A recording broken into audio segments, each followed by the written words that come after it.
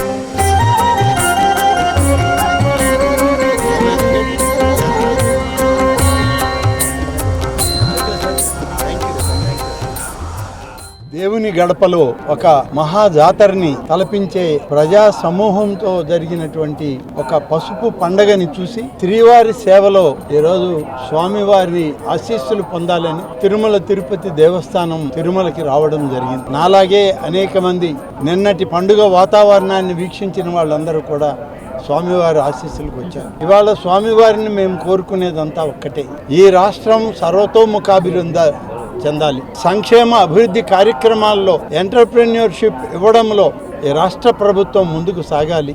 రాష్ట్ర ముఖ్యమంత్రి చంద్రబాబు నాయుడు గారు, హెచ్ఆర్డి మంత్రి గారైన లోకేష్ గారు రాష్ట్రాన్ని ముందుకు నడిపించడంలో దేశంలోనే అగ్రగామిగా ఉండి ప్రపంచ దేశాల్లో ఉన్నటువంటి అన్ని సాంకేతికతల్ని మన రాష్ట్రానికి తీసుకొచ్చినప్పుడు ఈ రాష్ట్ర యువత భవిష్యత్తు బాగుంటుంది.